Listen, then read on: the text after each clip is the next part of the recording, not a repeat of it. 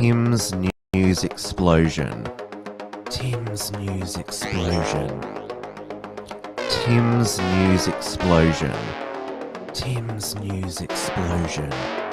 Tim's news explosion. Tim's news explosion. Tim's news explosion. Tim's news explosion.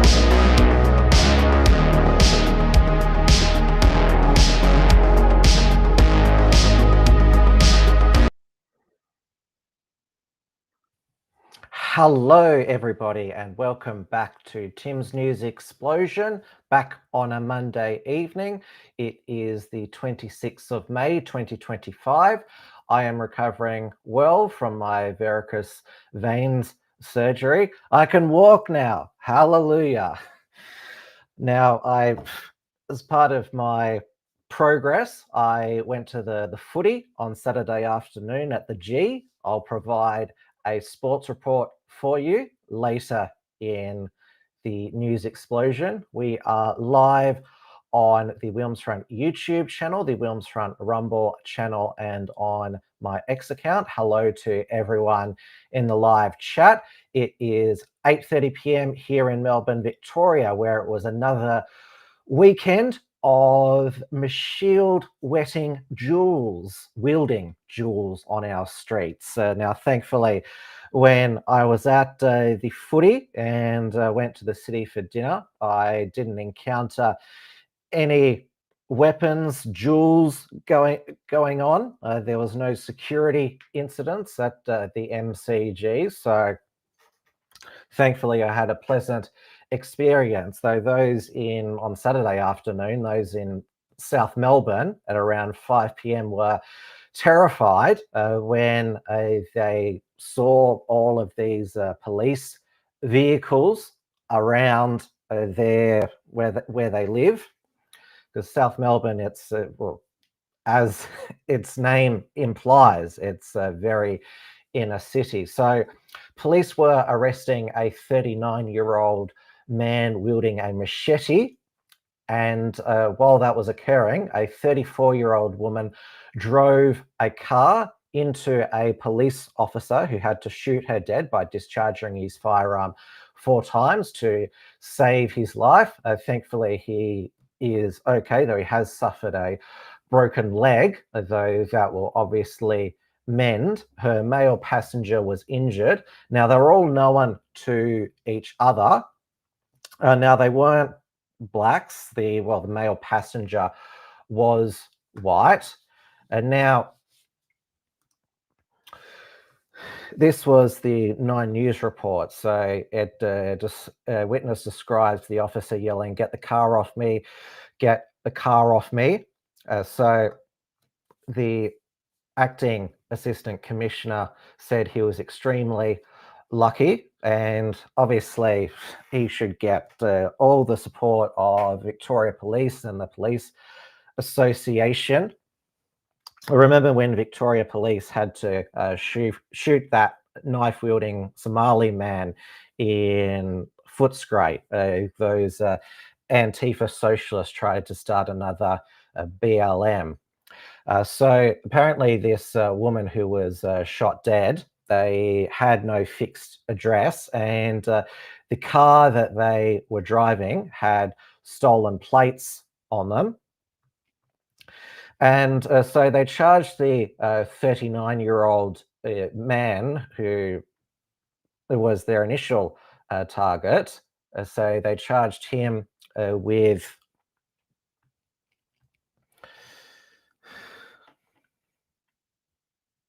weapons offences, and he was granted bail. Of course, that's the number plate of the state should basically be out on bail. Now, there's no word yet whether the youths from yesterday's youth gang machete duel, where they met up for a duel. Obviously, if they're members of gangs, then they're involved in illicit activity. Obviously, we have huge organised crime presence in Melbourne, as demonstrated by all those tobacco stores going up in flames, where an innocent woman has died. So Northland Shopping Centre is in Preston in the inner north. So that sent the centre into lockdown, and there are a lot of terrified shoppers there because they didn't know whether it was a Bondi Junction type stabbing event where members of the public were at risk. This courageous man here made a citizen's arrest of one of the youths. Now, police allege the two primary offenders arrested and charged are boys aged 15 and 16, not long out of primary school. Now, they'll probably get bail because they're used, and of course, they'll be protected from being named. And two other men, 18 and 20, have also been arrested. Police believe 4 others were involved. Now, this was the photograph that was circulating. Now, Jacinta Allen has been photoshopped into it. So the man wielding the machete is visibly black, though the other man there, his skin is lighter. So many of them in this youth gang fight were visibly black, but not all. But the mainstream media, of course, is not mentioning anything to do with the offender's appearance. I remember when we first started having this youth gang crime wave, that always at the end, the news coverage fill in the details that the suspect was described as African in appearance. But instead, what the media has focused on is the machetes that were used. So Victoria Police said they recovered 3 of the 4 machetes used in the duels. Now, Jacinta Allen already passed a machete ban. Well, it's already illegal to have a machete in public without a reasonable, a lawful justification for it. But of course, criminals, they don't follow the law to begin with.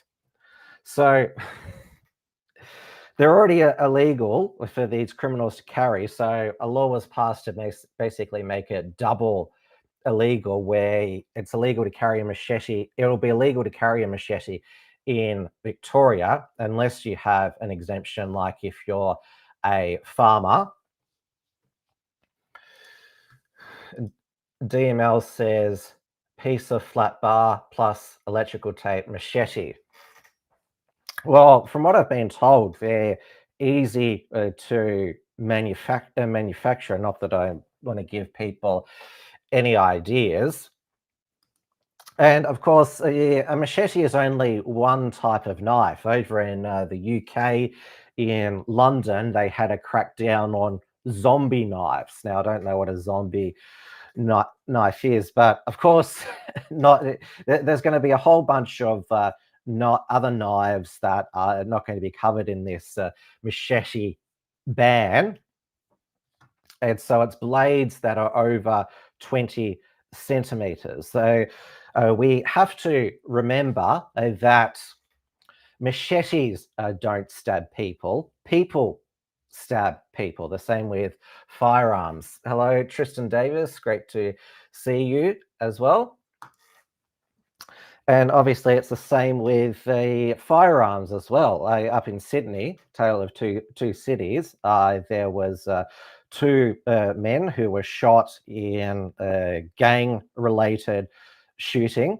Sydney has had a lot of organised crime problem with various underworld figures shooting each other. Though in Victoria, a machete fight at a suburban shopping centre is much more terrifying because, well, you don't know that it's targeted. You're thinking about lots of things. So the centre was placed in lockdown while the police arrived, and they were very quick, which was good.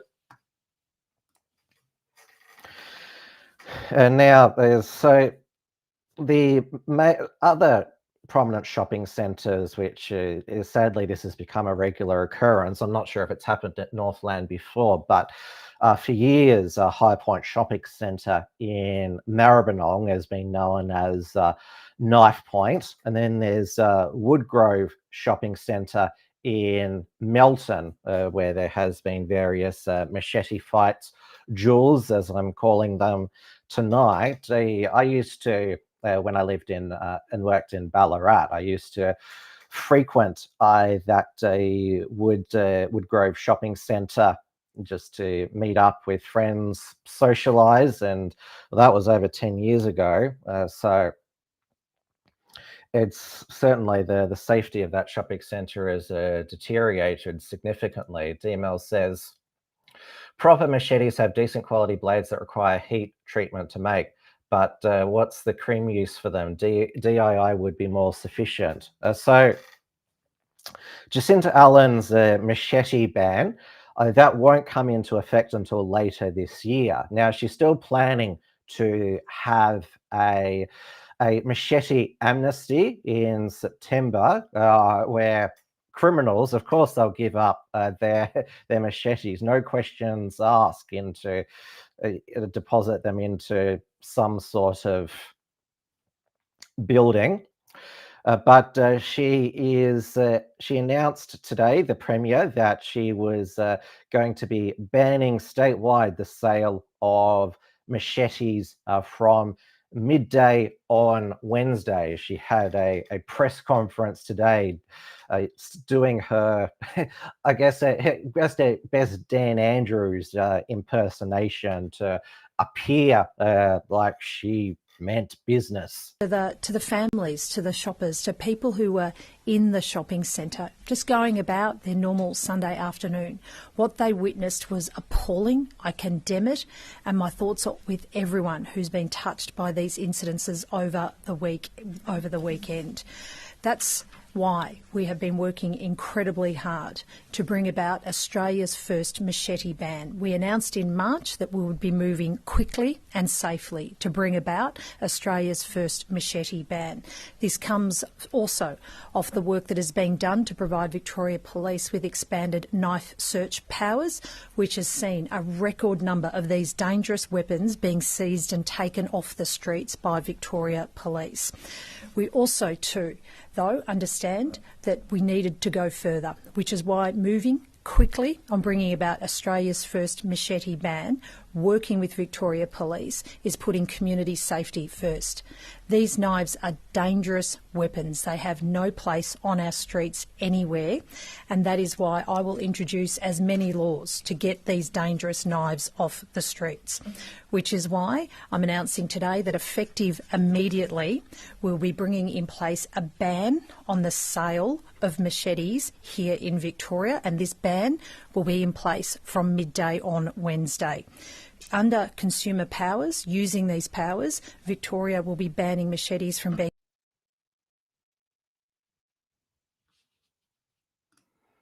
Hey, she's using the same a wireless microphone that I do, the Rode Wireless Pro. So what are these retailers supposed to do with their excess machetes? Are they going to have a sale? There is the now Bunnings don't actually sell machetes. This is obviously a satire. It's a Din Do Nuffin machete, 20-inch tempered blade, ergonomic handle, instant bail included. Now there was with the woman who was shot dead by police. Speaking of Din Do Nuffins, just going back to this for a moment, there was friends of the 34-year-old woman paid their respects. One called her a kind, loving lady who was there for everyone. So she was a good girl who didn't do nothing. They always say that until they commit an act of horrific violence against another. And remember the Victorian Labor Party, they mocked Peter Dutton before the election for saying that Melburnians were too scared to go to the shops because of youth gang crime. Well, he was right. Now, I'm still going to go to the shops. I don't go there thinking that there could be a machete fight. It's still something that you think is very rare in Melbourne, or at least you think, well, it's not going to happen to where I am. Though, of course, there was an attempted carjacking by a man of African appearance at the local car wash here in Frankston over a month ago. So it can happen in any suburb, though there are hot spots, and obviously there have been home invasions as well. Now, there is it's sort of unfortunate that there has to be a dedicated website to Melbourne Western Suburbs crime, Wyndham TV. So a teenage boy has been hospitalised following a violent stabbing in Wyndham Vale, with witness reporting a group of males fleeing the scene, one carrying a bloodied machete. It's got an ad here for Moira Deeming, a MP who is trying to recover the 2.3 million that she's owed by John Prosciutto. She has, if it's not paid this week, she's going to proceed with bankruptcy proceedings against him, which will give him 21 days to pay her legal bills, because she took up a whole legal risk, financial risk, to clear a reputation. So this is the Wyndham TV report. A group of males is seen fleeing a Wyndham Vale property, one of them holding a bloodied machete. The incident unfolded just before midday on Sunday, the 25th of May. Police were called to Manuka Drive around 12 p.m. after reports of 4 males chasing another through the street. The teenage victim ran to a home on Manuka Grove, desperately seeking help. As he stood on the doorstep, he was violently assaulted.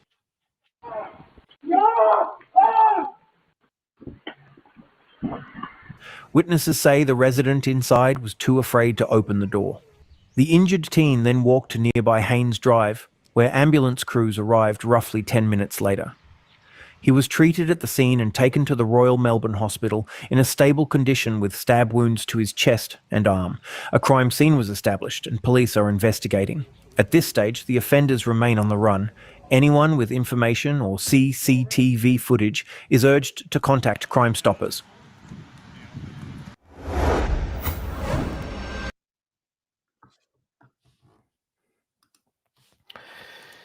DML referring to the woman who was shot dead trying to ram that police officer. She used a car as a weapon. Is the sale of cars banned from midday Wednesday too? Well, exactly. And of course, Melbourne has also had a diversity issue with car attacks in the CBD, starting with the Burke Street Mall rampage at the beginning of 2017. And remember, Dan Andrews said it's just part and parcel of living in a large city. Now, this is obviously given what's occurred in Melbourne over the weekend, it's certainly a baptism of fire for our new police chief commissioner, Mike Bush. Now, of course, they had to get him from New Zealand, the Allen government, because none of the existing Victoria Police deputy assistant commissioners wanted the job.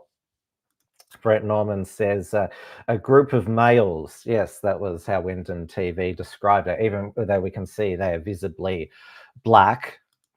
DML says a group of humans.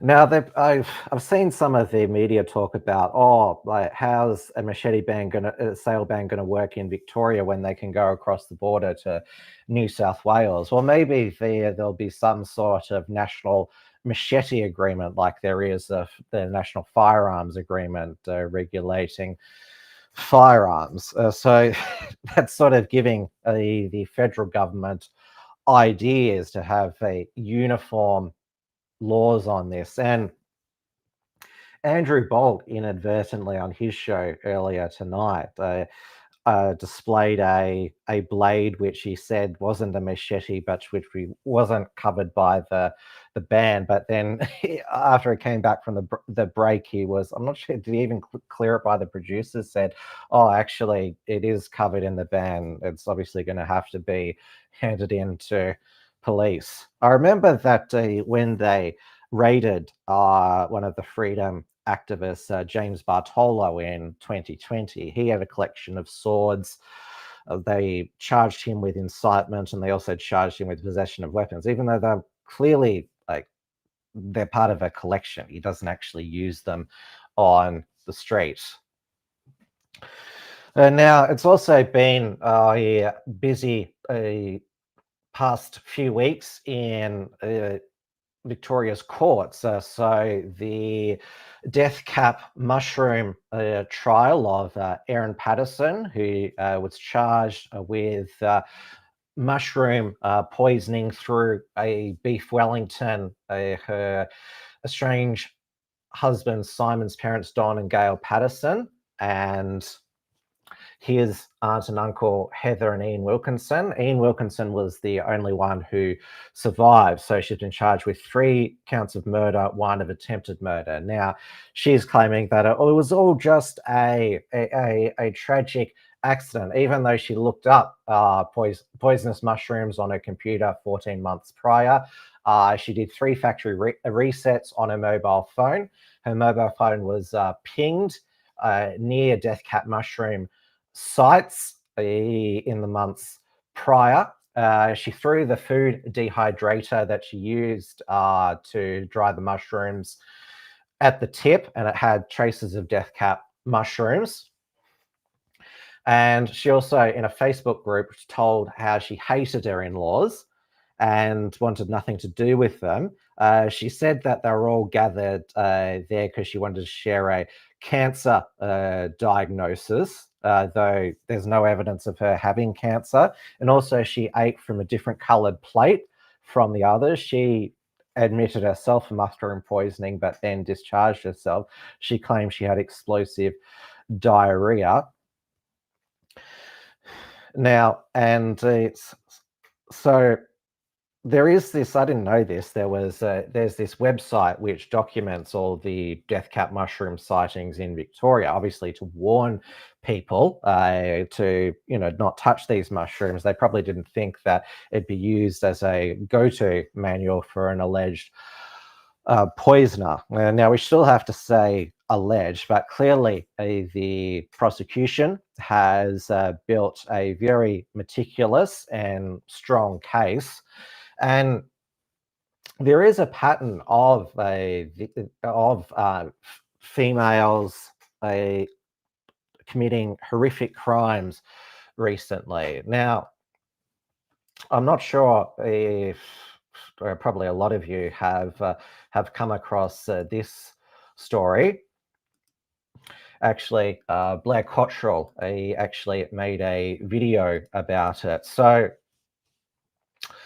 Corby Walpole, so she set fire to her lifelong male friend Jake Loader because after a night of heavy drinking and cocaine use, and so they were out and then went back to her place because he had been antagonizing her, teasing her, and then said, oh, you should be in the kitchen making sandwiches for us. She got petrol from her garage and set him on fire, and he suffered burns to 55% of his body. Spent 74 days in hospital in a burns unit and had 10 surgeries, and can't expose his skin to sunlight because his sweat glands have been burnt off. So he's not going to have a normal life. It was a miracle he survived. Now, Corby Walpole, she spent 16 months on bail from the time of her crime, and her lawyers argued that she shouldn't receive a custodial sentence because she felt provoked, suffered from mental health issues, and then PTSD as a result of her own crime. She didn't even help her so-called friend Jake Loader afterwards. So she's claiming that she's a victim of her own crimes as well. I mean, if Jake Loader, he's got a life sentence. He's never going to have a normal life. But the judge, Jennifer English, rejected suggestions that that she was provoked. Remember that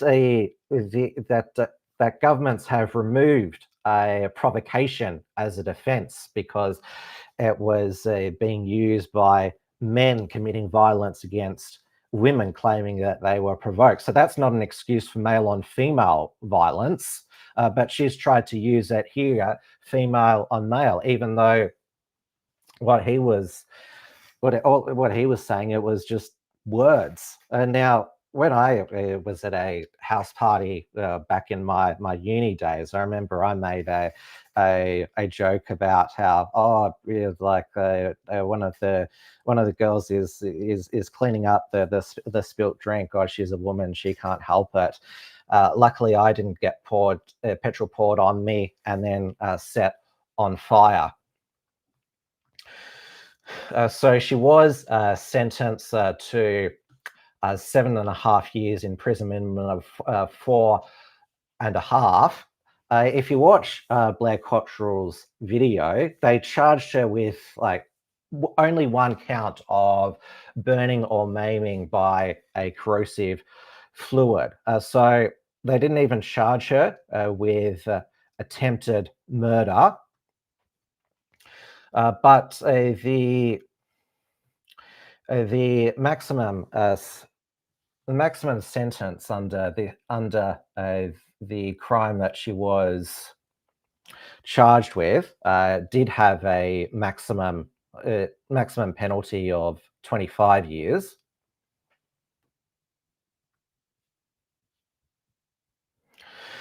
So she should have got a lot more. And look at these. Look at particularly this photo of her, like smiling there. Like she's got such a punchable face there. I mean, she deserves a much harsher punishment. She's destroyed this man's life. Dawn Browning says you can't not lock her up. Exactly. And also, we have got so many open here. And now this has disappeared from the headlines. So Eloisa Brighton, 36, has been charged with murdering 3 of her children via a house fire in Toowoomba. She allegedly confessed to police officers at the scene that she started the blaze in the family home. So a 34-year-old man, 18-year-old man, 11-year-old boy escaped the fire and have since been released from hospital. So there is this epidemic of toxic femininity, and it's always when a woman commits these types of horrific acts of violence and murder. Oh, how could she? When it's a man or a father, it's what a monster. And then, of course, we need to have a discussion about violence against women. There is such, and Blair talks about this in his video. If we're supposed to have gender equality, shouldn't there be equal sentencing of male and female offenders for the same crime? There is clearly a gender disparity in sentencing, and seeing a lot of the male versus female acts of horrific violence against people and murders, it seems that men go for the quick kill murder, while women they seem to like to torture, burn. I mean, Aaron Patterson's choice of alleged choice of murder, mushroom poisoning, very painful. Now, I am going to focus on, while we're doing the crime report, I'm going to focus on some male crimes. So a serial groper, David Maria Anthony Ryan, 34, he actually avoided jail despite pleading guilty to sexually assaulting 17 women and one count of attempting to sexually assault another woman. So this was over 3 nights at the Revolver nightclub in Melbourne in 2023. So Rayan, a former PwC IT worker, was facing up to 10 years in prison, but instead received a 2-year community corrections order. Then there was a car full of youths allegedly took part in the stabbing death of Newcastle man James Callaghan after he complained of littering, litter thrown from a car. So Ryan Sampson, Jason Talbot, George James Fernando, Frank Allen and Alvia Briggs have been charged with murder. Tila Kupi, Sampson's girlfriend, charged as an accessory. And now this is the Daily Mail article here. And so that was James Callaghan there. That is Taylor Cooper and her boyfriend Ryan Sampson there. So apparently Ryan Sampson is Aboriginal. I'm not sure about the other youths.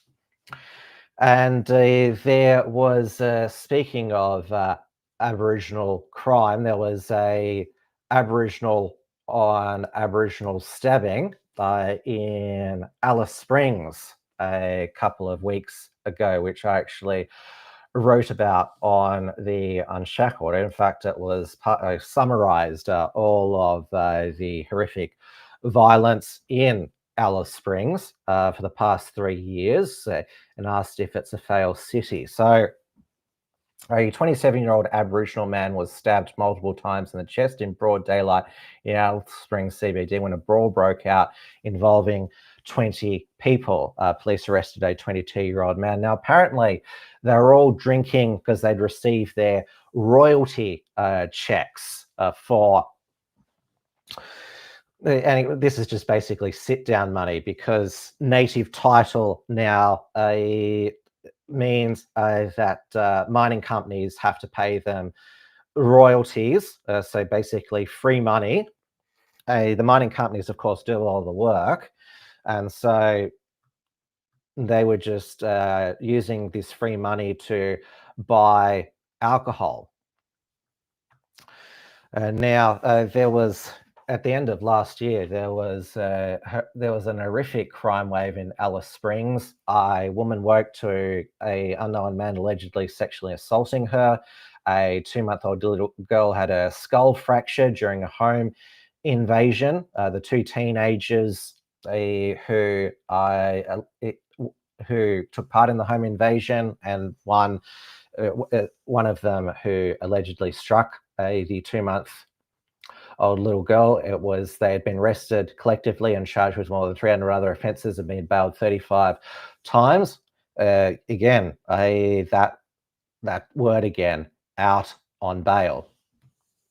And of course, there were the curfews that the previous Territory Labor government imposed in 2024, and a lot of it stems from Anthony Albanese, his government's decision to remove the cashless debit card. Now, the country Liberal Whanokaiari government, they reduced the age of criminal responsibility from 12 to 10. They recently introduced tough new bail laws that require judges to be satisfied an alleged offender will not pose a risk to community if granted bail. This was in response to the stabbing death of Darwin shopkeeper Linford Feek, the man charged with his murder. Philip Randall Maurice Parry, an Aboriginal man, was out on bail at the time. Now, I had to limit this article to only discussing Alice Springs. A couple of years back, a BWS worker in Darwin was stabbed to death. So, I mean, there's talk of, and I'm going to get to the AFL report, there's talk of having a football team in the Northern Territory. They wouldn't be safe there, just like the proposed NRL team in Papua New Guinea, Port Moresby. How could you guarantee the rugby players' safety there? And we also had B. Unipingu, who was the brother of the late Unipingu, who founded the Gama Festival in Arnhem Land, who took part in a successful High Court case, which the High Court ruled that his family were owed more mining royalties for the past 70 years. So he's actually died earlier this month on May 8, age 70, in Arnhem Land following an alleged attack in his own home by a 42-year-old relative who at this stage has only been charged with the domestic violence offence. Investigations are ongoing. Now, Arnhem Land, even though it's supposedly part of Australia, but whites, non-Aboriginal aren't allowed. You have to be granted permission by the traditional owners to enter Arnhem Land. Now, we've just had in the Australian Football League, we've just had Sir Doug Nicholls round, which actually is, even though it's called Sir Doug Nicholls round, it goes over 2 rounds. So it was this round this past week and the week before. And so that means that all the games had a ghastly welcome to country. The ones in Melbourne, they seem to alternate between Uncle Colin Hunter Jr. and Auntie Joy Murphy. Now, I went to, on Saturday afternoon, the Brisbane Lions versus Hawthorn, and given the Lions hadn't been in great form lately, I was pretty pleasantly surprised that they beat the informed Hawks by 33 points quite convincingly. And now it was the night after the Dreamtime at the G game between Richmond and Essendon. Now, the past few years, the Dreamtime game has been marred by violence. So one year there was a didgeridoo used as a weapon, as a type of spear to attack someone. And then there was a glassing in the Legends room. And now where I was seated on the, I had a guest ticket in the Medallion Club, which gives you access to the Legends room. Thankfully, I wasn't glass, so they don't serve any alcohol in glass anymore. Although you are allowed to take cans onto the stands again, even though they can be thrown as a weapon. So there was people drinking cans of Carlton Draft and other various alcoholic beverages. And there was also Lydia Thorpe. She was attacked by an Aboriginal friend of hers after a Dreamtime game. So there's been a lot of violence. Now, in case any of you are wondering, I missed the Welcome to Country because I was taking a shit at the toilet. But that's basically gives you an idea of what I think of it. I'd rather defecate than listen to the Welcome to Country. I thought about whether I should boo, but since I was a guest at the Medallion Club and it's not my ticket, I was sort of a bit. I was thinking about it, but I decided in the end maybe, but it's interesting the crowd after the Welcome to Country, and they go on and on. There's clapping at the end. I'm not sure if they're clapping because they feel that they have to, or they're just glad that the Welcome to Country is over and the footy can start.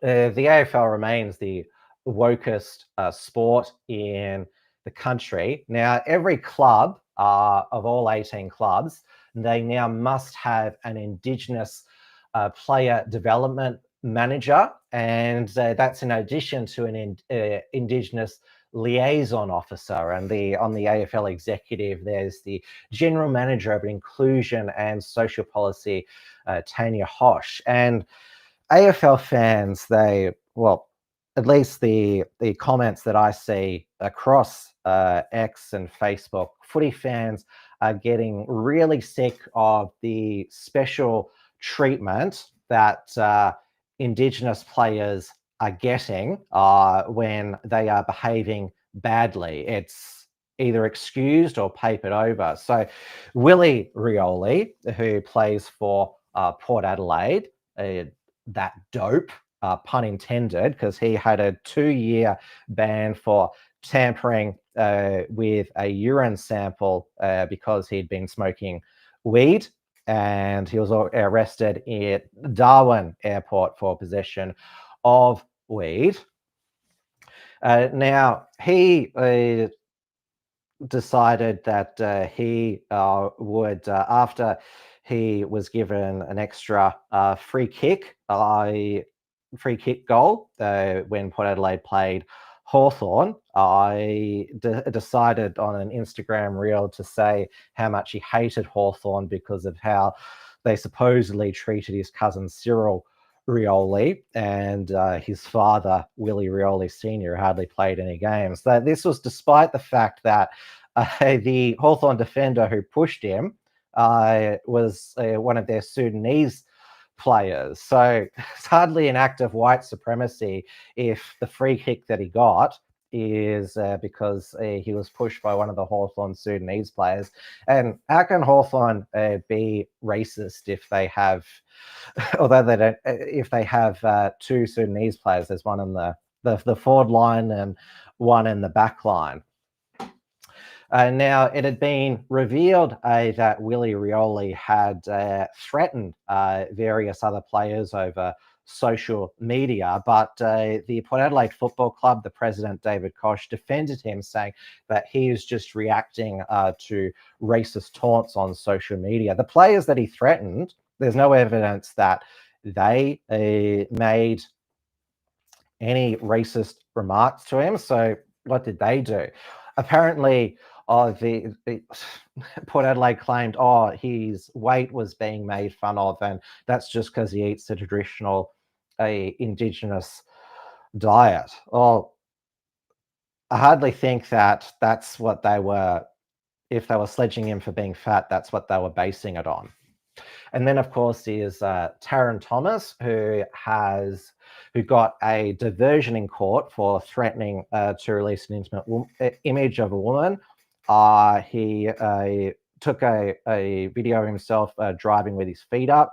He's also allegedly been charged with drug dealing. He's had his AFL license to play AFL suspended, but his former North Melbourne coach, Brad Scott, who now coaches Essendon, said he deserves a second chance.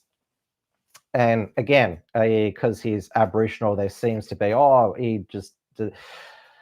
even though he has repeatedly threatened and mistreated women, if he was a white player, he would have been sacked instantly. In fact, the reason I think that Alistair Clarkson, the current North Melbourne coach, was hesitant to discipline him because, of course, he was accused of racism by Sirioli and those other 3 failed Hawthorn Aboriginal players, as was the Lions coach, Chris Fagan, who he celebrated his 200th game coaching. And again, if Chris Fagan is such a racist against Aboriginal people, because he was named in that lawsuit when he was a Hawthorn assistant coach, then why do Indigenous players Charlie Cameron and Callum Archie for the Lions love playing under him?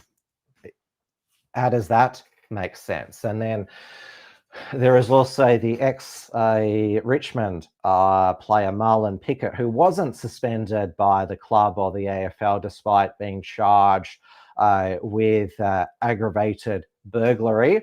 And then there's the Bulldogs Indigenous player Jamara Ugle-Hagan, who has basically gone AWOL. Apparently he's suffering from mental health issues. Well, it's not really good for mental health if you're posting on social media out drinking and partying with your friends. How's that mental health treatment? He should just be sacked. He's a bludger. And again, if he was a white player. So AFL fans, they are really sick of the double standards. And of course, what about the well-being of white AFL players? Of course, there's been the tragic suicide of the Selwood twins, first Troy and then his twin brother Adam, and of course brother Joel Selwood, the most well-known Selwood captain of Geelong, and then there's another brother Scott Selwood. So there's talk about having a mental health round. Well, that would seem they could do the very least if they're going to have 2 Indigenous rounds. And of course, the focus of the Indigenous round, where there needs to be more Indigenous players drafted, because their numbers are down in the AFL. Maybe AFL clubs think they're probably thinking they're too much trouble. That's probably why they're going for the Sudanese players instead, because, well, they're greater athletes, and well, when they're professional athletes, they don't get into trouble.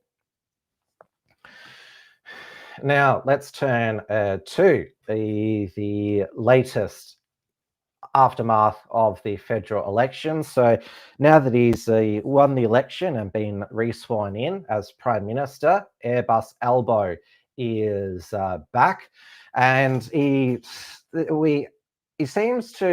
overseas trips seem to coincide with flooding in Australia. So there's been another flood on the New South Wales mid-north coast. 4 have died, livestock have died, businesses destroyed. And now Airbus Albo, he arrived back in Australia last Wednesday, but he decided, rather than go straight to the disaster area, first attend the National Press Club address by the Labor Party Federal Director Paul Erickson, and then go to the Australian Electoral Commission vote declaration in his seat of Grayndler. And also on the way back, so he visited, so obviously his first stop was to Indonesia to visit the president, Prabowo Subianto. Then he went to the inauguration of Pope Leo XIV, because he's rediscovered his Catholicism. And he actually mentioned to the Pope about his mother. Did he mention to the Pope that he was conceived? His mother fell pregnant after being knocked up by an Italian steward on a European cruise. That's not it wasn't immaculately conceived. So yeah, that's certainly not a Catholic approved conception method, to just hook up with an employee on a European cruise and then get knocked up. So and Albanese's mother said that his father died in a car accident because it was the 60s, and it was taboo for a unmarried Catholic mother to give birth. Bruce said Albo's birth certificate should be annulled. There was a question during the dual citizenship crisis whether he did have Italian citizenship, but it was found that it wasn't. Apparently, doesn't apply to. It doesn't apply to the conceptions at sea in Europe. And now, Albanese, he is not going to reconvene Parliament, the 48th Parliament, until July 22nd, and then there'll only be 8 lower house sitting weeks for the rest of the year. And now that they've all been re-elected, it is back to the globalist renewable energy revolution. So this week, Foreign Minister Penny Wong he endorsed the Australia's adoption of the World Health Organization pandemic agreement. So it's been adopted now by the World Health Assembly, and then the treaty making process will occur mid-2026. So Penny Wong said we need international cooperation on health to keep Australia, our region, and the world safe. The adoption of the WHO pandemic agreement demonstrates the value of international community working together to find solutions to shared global challenges. And Health Minister Mark Butler said, the next pandemic is not a matter of if, but when. We have a collective responsibility to protect public health in our countries. The adoption of the WHO pandemic agreement is an important step forward. Bruce said, it was taboo that it would disqualify her from having the benefits that she received. And now, the Albanese government, they plan to impose a 30% superannuation tax on unrealised gains. So not even like shares that haven't even been sold yet on superannuation accounts over 3 million. But Anthony Albanese will be exempted from it under his parliamentary pension arrangements. So rules for us, but not for him. He's under the old parliamentary pension system. And now, obviously, Jim Chalmers crowed last week that interest rates were cut by 25 basis points by the Reserve Bank and passed on by the banks. So it's now 3.85%. But there's going to be another spike in energy prices from July the 1st. The Australian Energy Market Operator signed off on it, and they said it was because of the cost of the renewables rollout. And the Albanese government, they have been suppressing inflation by having those energy rebates, $300 off your power bill. They're going to most likely end those now. So that will be a jolt to inflation. But the Albanese government, they are getting away with all this because the Liberal National Coalition has been busy tearing itself apart. But only less than a week after Nationals leader David Littleproud announced that they were going their own way because the Liberals under Susan Ley currently have no policies because she wants to have a review. So she said nothing's been no policy has been disavowed, but none have been reaffirmed. So the Liberals literally have no policies. So they weren't in a position to agree to the Nationals' 4 core policy non-negotiables, which were nuclear power, not the taxpayer-funded nuclear power stations, but just lifting the moratorium, the $20 billion regional future fund,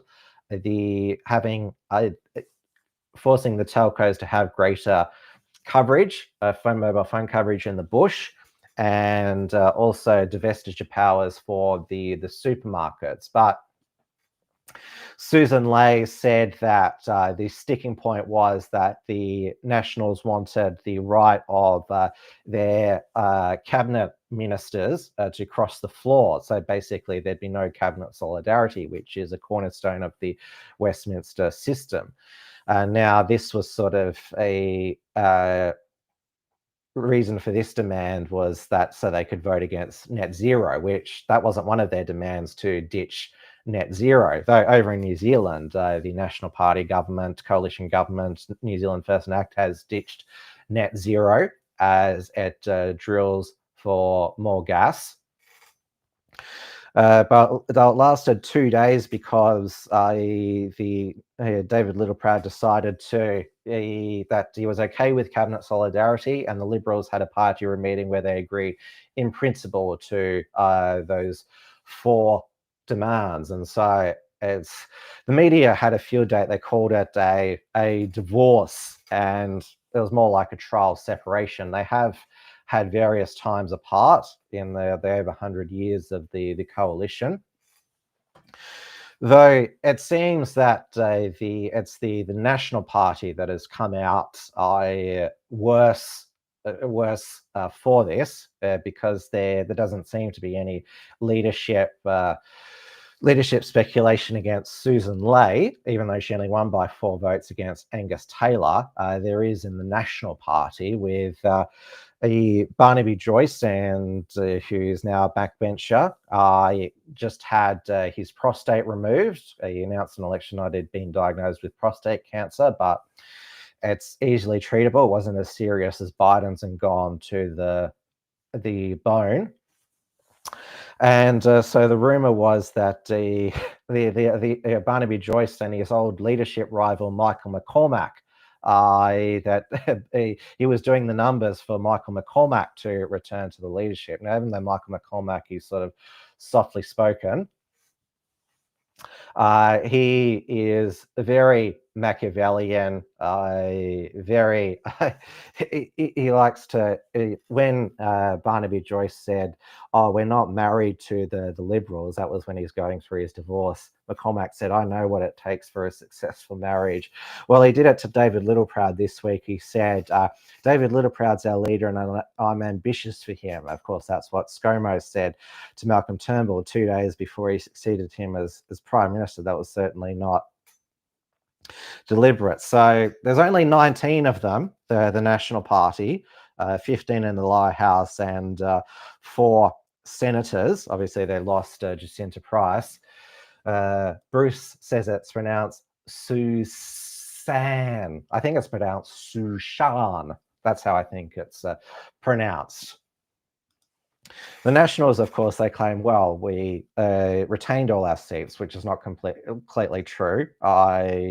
National turned independent Andrew Gee retained his seat of Calare, and plus the National Party, they only focus on rural and regional seats. They can't get into government unless the Liberals win the urban seats. There's as the Tim's News Explosion is going to air tonight, Patricia Carvelis, she's doing a 4 Corners episode on the turmoil in the Liberal Party, and then she's hosting a Q&A. So it's a Patricia Carvelis double on ABC Mondays, of course. And she decided to play the gender card when she was questioning the Nationals leadership team. I'm so sick of interviews with David Littleproud, the new deputy Kevin Hogan, and the Senate leader Bridget McKenzie. They're like doing about 3 interviews a day, just like get off our screens. And, obviously the Albanese government is not complaining because all the attention is on the opposition and not them. But despite this all going on, the Australian Electoral Commission is still continuing to count, and some of the lower house seats have been declared.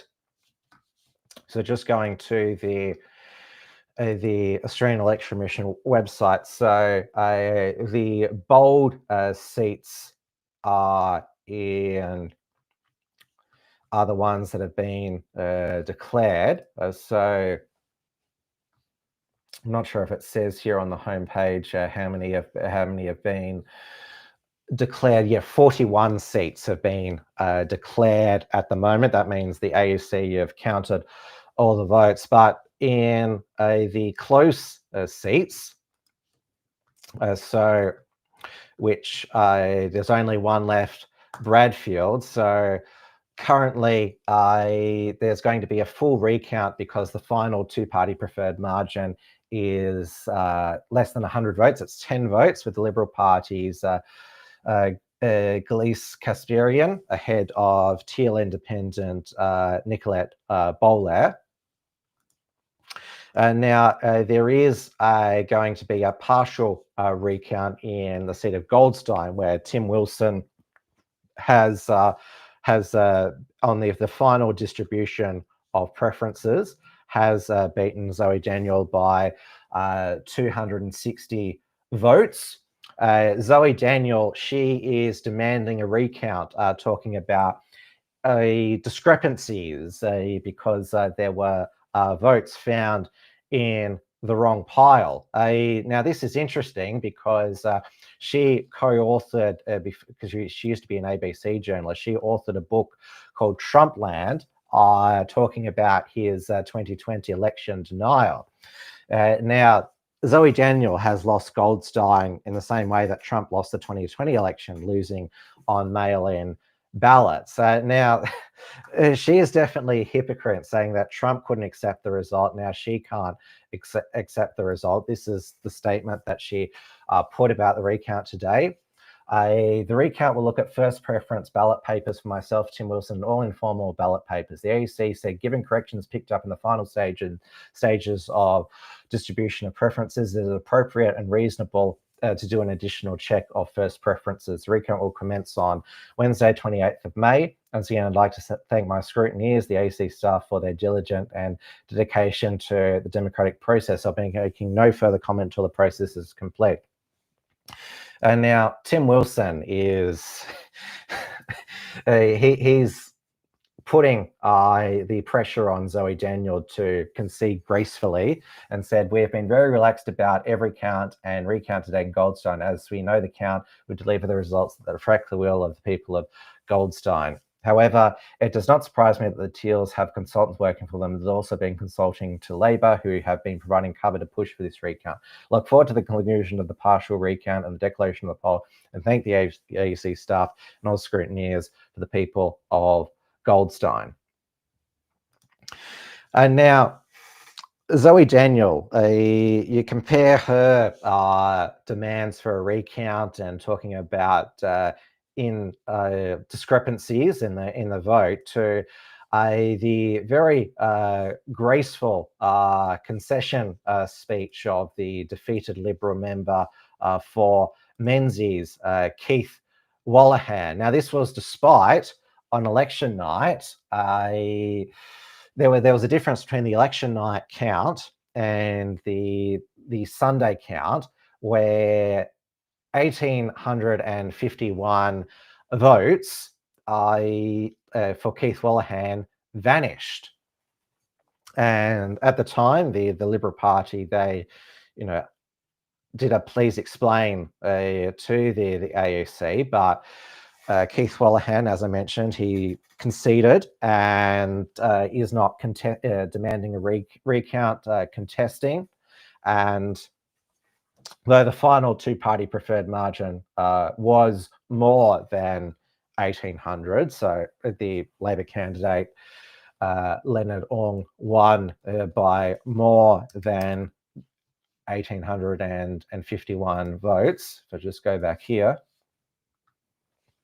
Yeah, so Gabriel Ong led with 2,406 votes. Now, then there was also in the seat of Barton, there was for a whole week, there was a batch of ballot papers missing, and it turned out that one of the staff that they selected to sleep over, have the ballot papers stay at their place, because through, it seems, just carelessness, I didn't hand over all of the ballot papers, and one was left at their home.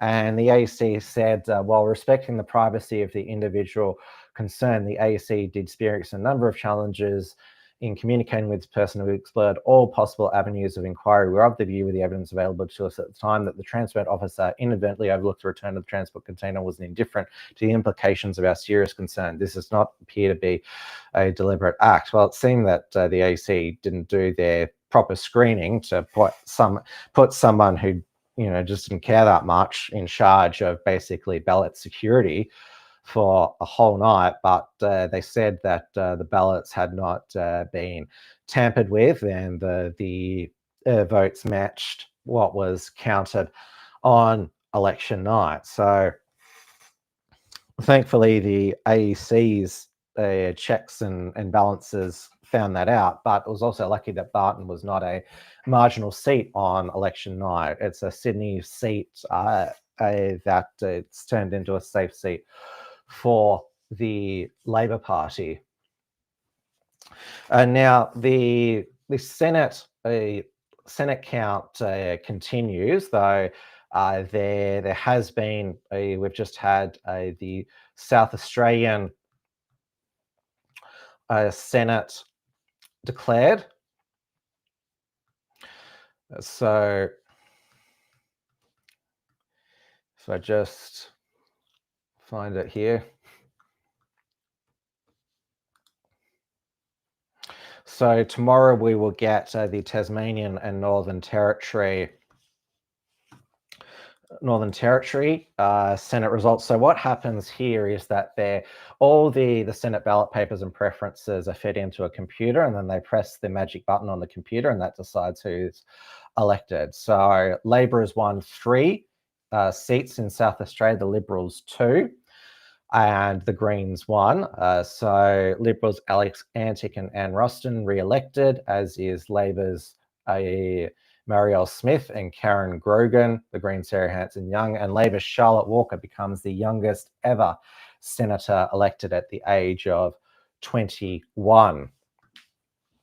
So One Nation didn't snag that final spot. There's still a chance in Western Australia, and Victoria Lee Hanson's an outside chance in Tasmania. We'll find out tomorrow. Malcolm Roberts will probably beat Jared Rennick, and to snag that final Queensland Senate spot. Jared Rennick has gone after One Nation, calling them controlled opposition. He said that he wants people first to have proper branches, and says One Nation, doesn't have any real branches. I mean, it's always been a dictatorship between Pauline Hanson and her Chief of Staff, James Ashby. Now, there's been a lot of stupid people who are claiming that the preferential voting system should be abolished because they argue that it entrenches the two-party system, and that first past the post would apparently fix this, even though the fact that a lot of the independents who are elected would only get elected because of preferences. Now, they say, how can Labor have a mandate with 34.6% of the primary vote? Well, the Keir Starmer government, Labor government, won the 2024 election with 1% less of the vote, yet still won a Labor landslide, 411 seats out of 650. And in fact,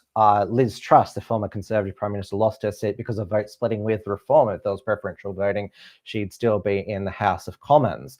So it disadvantages the minor parties, particularly on the right, even more, because vote splitting is the preferences don't come back. So I think the worst was Tom Elliott on 3AW, who I just can't stand. He said, oh, it's too confusing for people. Well, the informal rate was about the same at 5%, though it was significantly higher in Western Sydney, probably because a lot of them can't speak English and don't understand the instructions. So it seems that most, you'd say, traditional Australians, preferential voting has been around for 100 years. And another reason why it's a higher informal vote in New South Wales is because they have optional preferential voting, the only state that does. So it's working fine. It means that a candidate has to, like when it comes down to the final two, that the person who is elected has to at least be the preferred candidate of the final two, and that 50% of the voters plus one want, because first past the post, you can have people getting elected with 25 or 30% of the vote. I mean, it does mean that the preference system, it takes longer to count, particularly in the seat of Corwell, where, like, would you have wanted the Labor candidate in Corwell, which has just been declared this afternoon, to be elected with just 30% of the primary vote? I mean, he's won on preferences, but first past the post would make it easier for the major parties, and they could just campaign that a vote for any other party is a wasted vote. And because there's a lot of Australians, including myself, who always vote for a minor party first, but obviously I always put the Liberals before Labor in the lower house, because I'd rather a Liberal member over a Labor member. It's basically you've got to choose between when it comes down to a final two, you've got to pick the one you least hate, which I think is the best system. Now, unfortunately, this week Australia has been burdened by what has been, for some bizarre reason, the Australasian Real Estate Conference on the Gold Coast invited failed Democrat presidential nominee Kamala Harris to be its keynote speaker. I didn't know she had an expertise in real estate. Her background is in the legal profession. Of course, she's just been a career politician, and they, of course, were treated to some new word salad. So this was her describing that what concerned her about the current political climate. I do worry that it is important that we remember history. It's important we remember the 1930s. It's important that we remember that history has taught us that isolation does not equal insulation. It is important that we understand and remember history, which taught us the interdependence and interconnection between nations. History that has taught us the importance of relationships of trust, the importance of friendships, integrity, honesty. There's so much about foreign affairs that is just like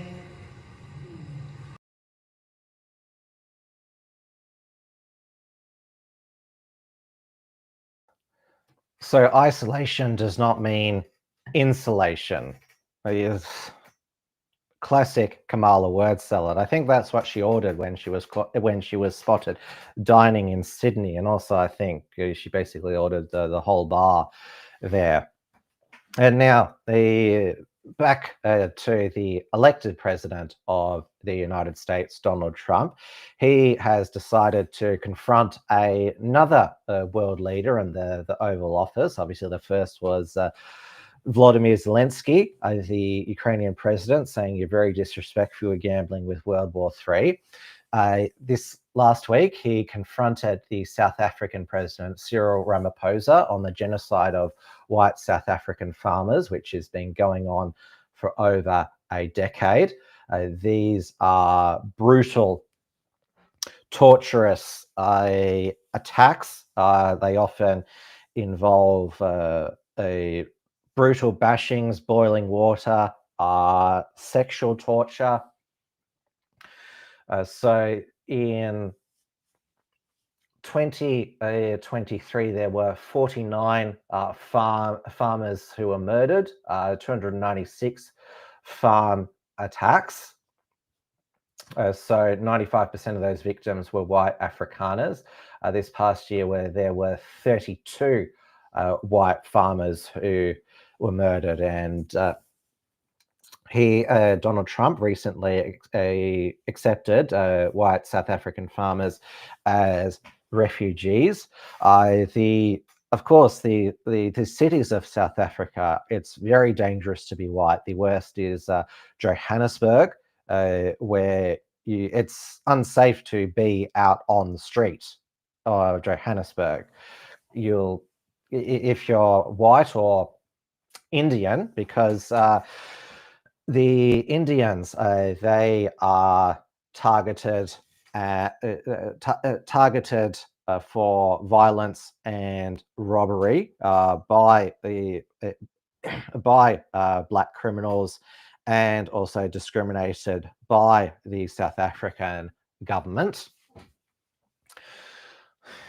And remember that Idi Amin expelled the Indian diaspora in Uganda because he said that they were hoarding all of the wealth and businesses. So there's been quite a history of Indian discrimination and violence in the African continent. So Donald Trump, he decided to play, as well as the footage of the crosses to honor murdered South African white farmers, played the video of the leader of the black supremacist Marxist party, Julius Malay. Make sure I get this name right. Julius Malema, who. So it's called the Economic Freedom Fighters. It's even though it's a Marxist communist party. So he has made numerous statements, incitement to violence against whites and white farmers, including the song that he sings to packed arenas of black people, kill the boer, kill the farmer. And this was Cyril Ramaphosa's response after it was played.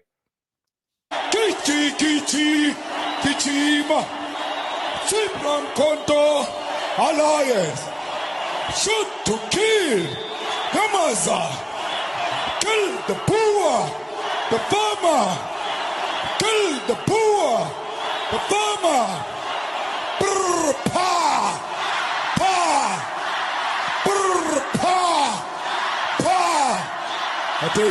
As government, as my own party, we are completely opposed to that. We, in 1955, adopted a document which said South Africa belongs to all who live in it. But why wouldn't you arrest that man? That man said, kill the white farmers, kill the white farmers. And then he danced, and he's dancing, and it's kill the white farmers. I'm not sure, but I think if somebody got up in Parliament and started saying kill a certain group of people, he would be arrested very quickly. That man is going all over South Africa, and that's not a small party. That was a stadium that holds 100,000 people, and I hardly saw an empty seat. That's a lot of people.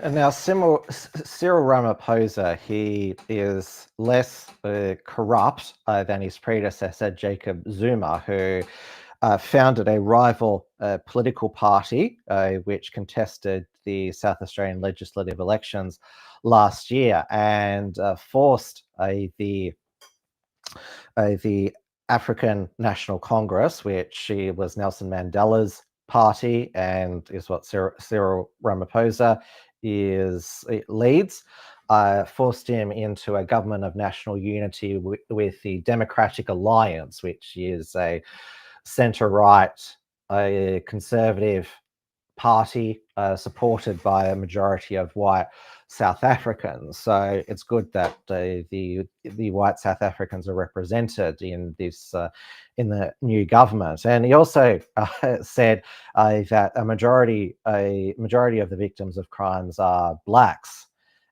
So what he's basically saying is that, yeah, our country is a crime-ridden shithole where anyone can be the victim of a crime. And he also said, how can there be a white genocide when I've got some white South Africans with me? There were 2 golfers who actually don't live there anymore. And of course, there was Elon Musk, who obviously has migrated from South Africa to the United States, though his father, Errol Musk, still is in South Africa and was a anti-apartheid politician. So he definitely fought for racial equality. I don't think he has a political party at the moment, but he recently appeared in a podcast where he said that Michelle Obama is clearly a man, has a 10-inch schlong down her pants. Now, some people believe that the reason Donald Trump decided to confront the South African president on white genocide in South Africa while he didn't in his first term is because South Africa, they prosecuted a genocide case against Israel for its war in Gaza at the United Nations International Court of Justice. So is this some sort of basically payback on behalf of Israel, doing Israel's bidding like the United States has done throughout the years? And shortly after that White House meeting, there was 2 young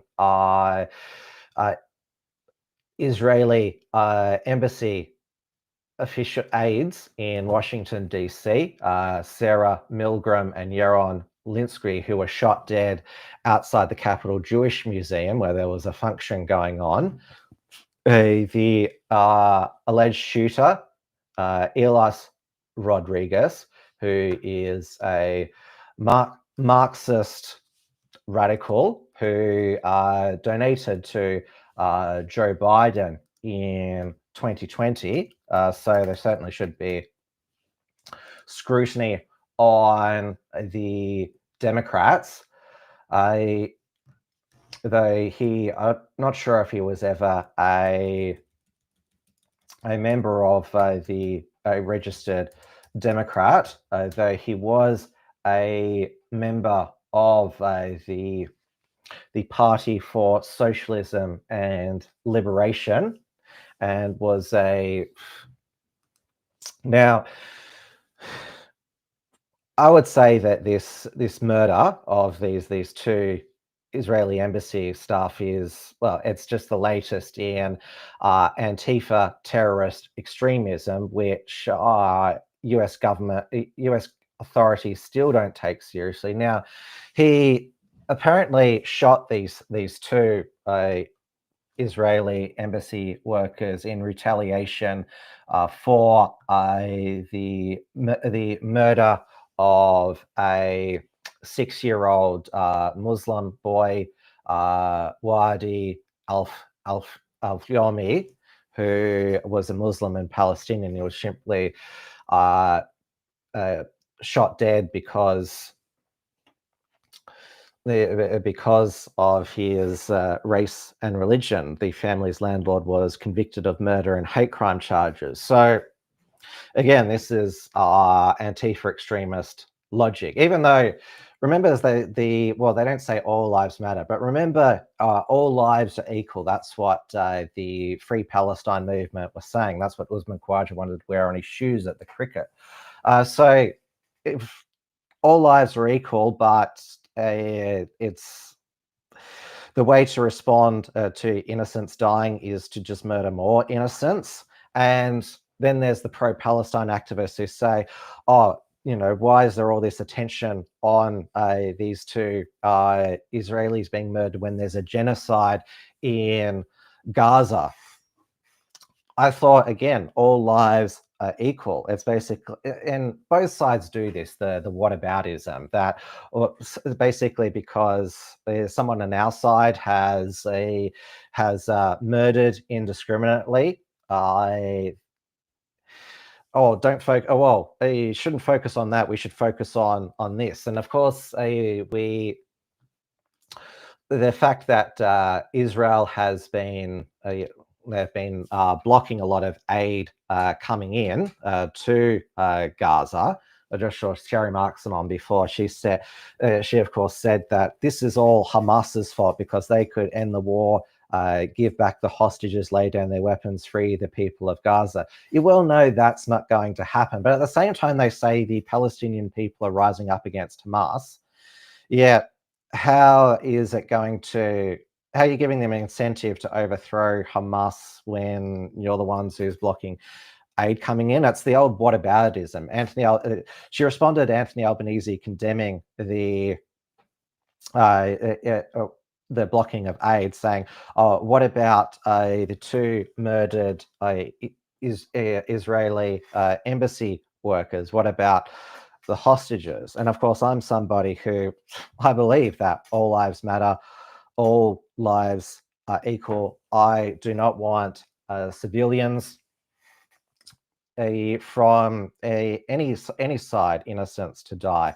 And you have to remember that opinion is divided in Israel over the Netanyahu's government's strategy, which they want to basically fully take over Gaza to get the hostages back and remove Hamas. And there's a lot of Israelis who say, look, we should just get this just means more of our IDF soldiers going to die. You should be doing whatever it takes to get the hostages back, even with more unfair prisoner swaps. So we get a distorted view from the Zionist media, like Sky News, After Dark, where it's basically that if you support Israel, you should be supporting whatever Benjamin Netanyahu does, where opinion is much more divided in Israel because it is a democracy. And remember, one of the reasons that the Liberal Party lost is because basically their position was that Israel can do whatever it wants, and then some more. Of course, it's terrible they shot one of our aid workers, Zombie Franken, but it was wrong of the Albanese government to demand an investigation. It was basically Israel first over an Australian. Bodvar says, Grok says Julia Mamala's song would be okay to sing in the USA because Grok works for the you-know-who. So since Elon Musk stepped away from Doge and back to Tesla, Grok seems to have, it's almost like it's, you're getting Wikipedia answers now. So yeah, Grok says that there's not much evidence for a white genocide in South Africa, and also says that there's no evidence that Brigitte Macron and Michelle Obama are men. Now, Benjamin Netanyahu, of course, he exploited the murder of two of his citizens to basically say that all of Israel's critics should shut up, and that it means that that for those who support Free Palestine or who want the war to stop, either Nazis or pro-Hamas. So I'll first play this Marxist terrorist extremist Elias Rodriguez saying "Free Palestine," and then Benjamin Netanyahu's response.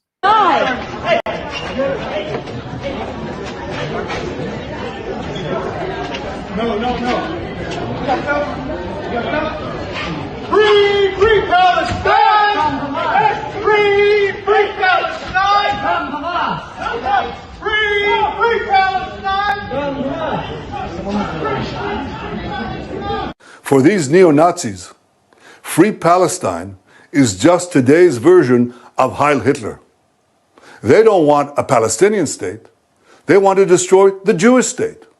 They want to annihilate the Jewish people who've been in the land of Israel for 3,500 years. I could never understand how this simple truth evades the leaders of France, Britain, Canada, and others.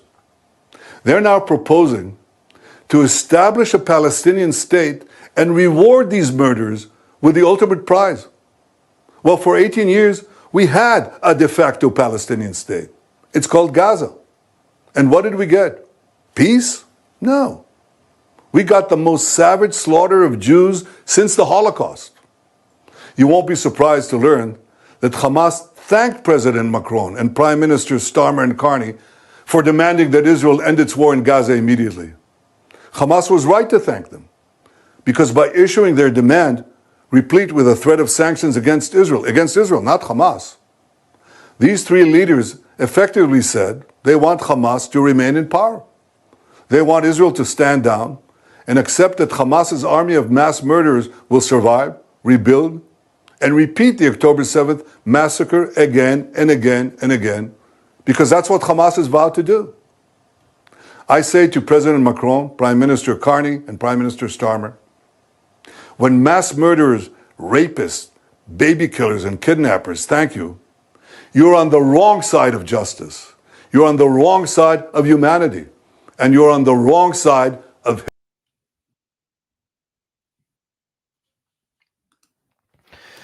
I mean, surely Benjamin Netanyahu knows, well, he should know, that you're never going to destroy Hamas in the Arab world because, well, you can't eradicate an idea. But him continuing this war on Hamas keeps him in power. And preventing another October 7, that's the Israeli government's job, which you failed at. And there are lots of Israelis who are angry at the Benjamin Netanyahu for its biggest security failure in 50 years. But it's typical of these neoconservatives to say you're with us or you're with the terrorists. I mean, did Douglas Murray write that speech? And equating Free Palestine, which it's basically just become another inane Antifa slogan, but say it's the same as Hail Hitler. So what he's basically saying is that anyone who wants to free Palestine, have a Palestinian state, is a modern day neo-Nazi. So it's basically you should stop criticizing Israel because you're either a Nazi or a Hamas supporter.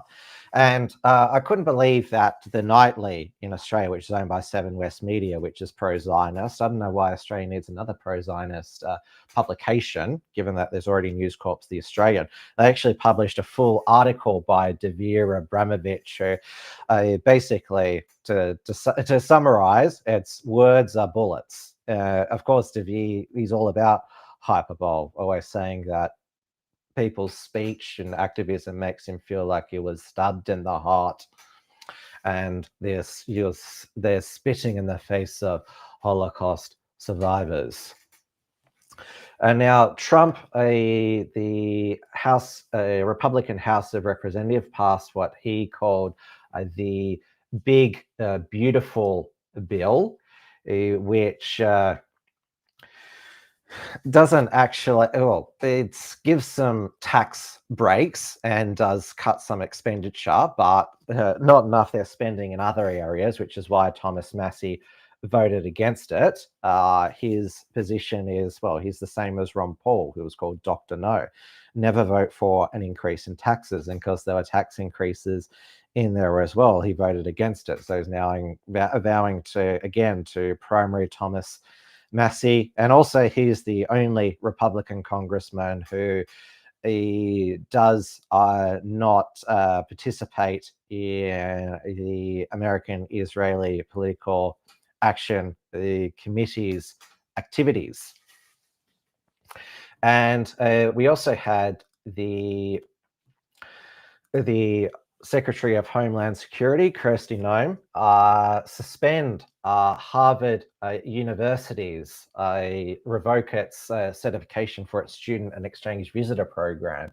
This administration is holding Harvard accountable for fostering violence, anti-Semitism, and coordination with the Chinese Communist Party on its campus. It's a privilege, not a right, for universities to enroll foreign students and benefit from their higher tuition payments to help pad their multi-million-dollar endowments. Harvard has plenty of opportunity to do the right thing or refuse. They have lost their student exchange visitor program certification as a result of their failure to adhere to the law. Let this serve as a warning to all universities and academic institutions across the country. Now, this is retrospective, so that current enrolled international students at Harvard face deportation. Now, of course, you have the Democrats, the far left, saying this is an attack on academic freedom. Of course, no no university or business has the right to import foreign students or labor. They are entitled to none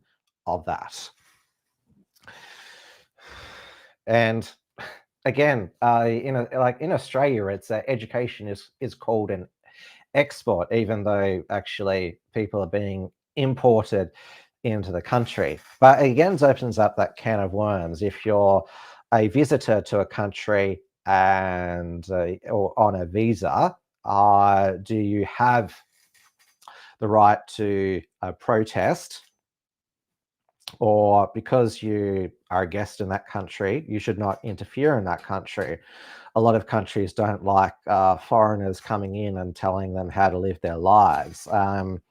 There was, I know it was contentious when Tim Wilson, back in 2019, when he was back when he was a Liberal MP, attended the pro-democracy protests in Hong Kong. Obviously, there is an argument that what a Hong Kong Lawrence decides to enact is their business, but I'm certainly not a. On the other hand, I deplore all the CCP simps who basically, especially during COVID, were that we should just forgive and forget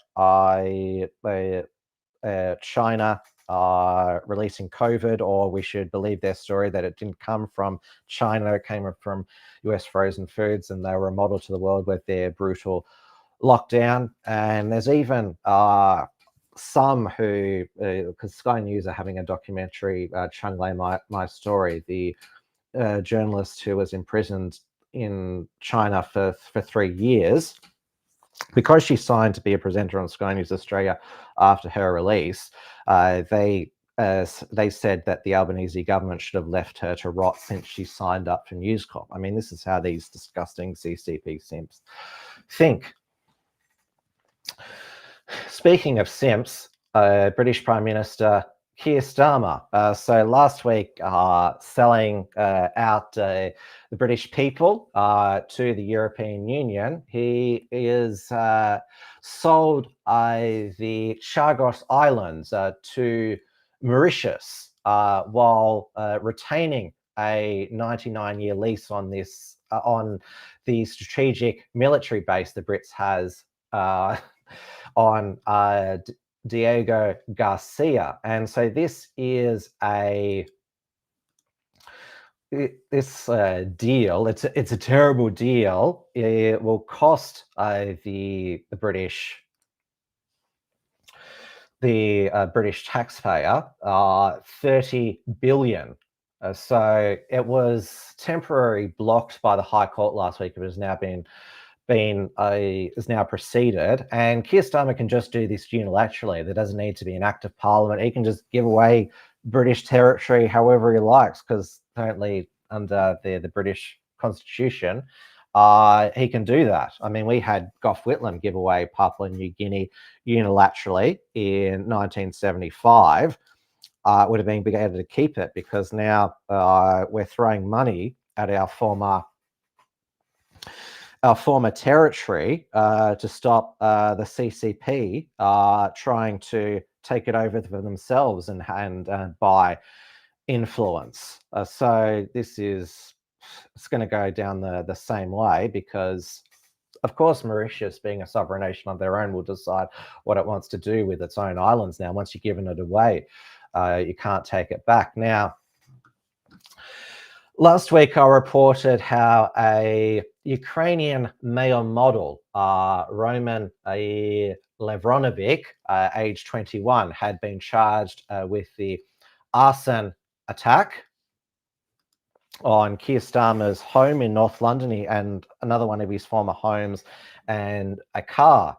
Now, there have been, I mentioned there have been 2 other arrests in this arson attack, and they are also Ukrainian male models. There is Stanislav Karbik, 26, who was actually a Romanian national but was born in Ukraine, and Petro Pocro, 34, who is a fashion designer, another word for model. Now, all of them had other jobs. They just did modeling on the side. Of course, modeling, that's also code word for sex worker.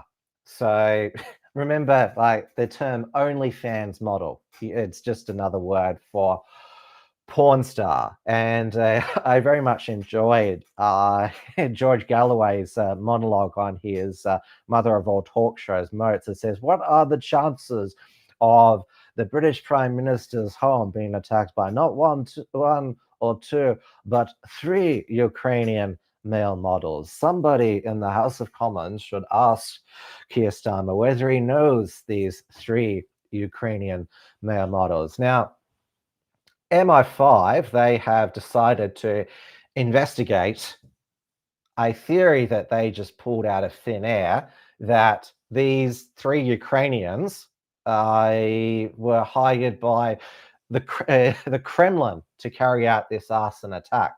So what, the Russian government, they said to these male models, oh, we've got some work for you, and oh, it's not modeling though, it's some arson. Well, of course, the allegation is that they were arsing or being given the arse by Keir Starmer.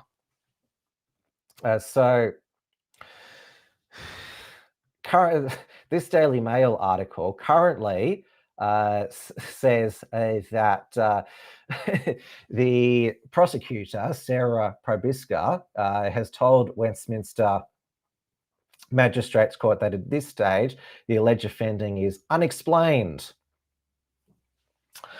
But White House also said that the Ministry of Security, Police and MI5 are probing possibility. So they've got no actual evidence that the Kremlin may have ordered the attacks, because in the past, there have been Russia has recruited foreigners to launch attacks. So, of course, that must be it. There must be nothing else there. So yes, that's one of Stanislav Karbik's modeling shots there.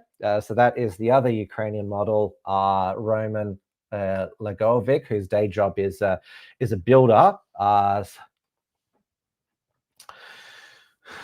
So Yeah, there's no evidence to back up our theory, but we're going to investigate our own theory. We're not going to investigate the possibility whether the Prime Minister knew these men and maybe stiffed them for a payment. Bruce says, they just sold mass immigration by exploiting people's empathy for brown people. Now they're just giving brown people's land away. And now, as I broke on this last week's Tim's News Explosion, which was on a Tuesday evening, that Tommy Robinson was about to be released from his contempt of court sentence. I think because he deleted the Silence documentary. Now he's immediately been slapped with harassing two journalists. So the charge is, so he's accused of 2 counts of harassment causing fear of violence against 2 journalists. So he made them, again, this is classic British crime. He made them feel fear that they were going to be violent attacked. It was all about their feeling. So, of course, British law is all about the feelings, not about, well, if there is an actual crime against the person, then, well, they don't get any jail. It's the actual violent offenders, they hardly get any jail or a suspended sentence, murderers, rapists, paedophiles, but saying hurty words or hurting someone's feelings, then off to jail. Now, last week brought new news that Lucy Connolly, who's the wife of a Conservative councillor, lost her appeal against a 31-month prison sentence for what she said about the migrant hotels after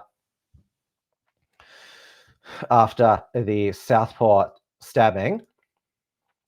But there is another political prisoner who, and again, this is, why do female prisoners get, like, obviously Lucy Connolly is deserving of sympathy, but why are they deserving of more sympathy than male prisoners for the same crime? Wayne O'Rourke, he was sentenced to 3 years in prison for writing words and opinions on social media. No previous conviction and carer for his partner. If we lose the right to have an opinion and freedom of speech, what next? 2-tier Keir has to go.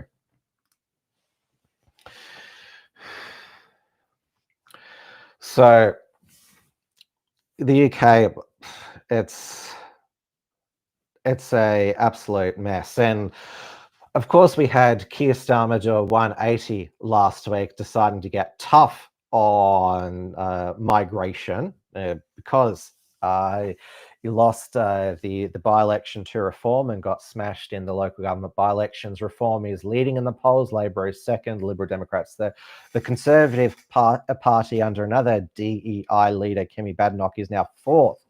So Rishi Sunak, if you thought he drove the Conservatives into the ground, Kemi Badenoch is basically finishing the job. But there has actually been a lowering of net migration this past year. So fell significantly in 2024. Now, I don't know if this includes illegal migration, like 1 in 12 in London is illegal migrant. So, I don't know, should we believe these figures or not?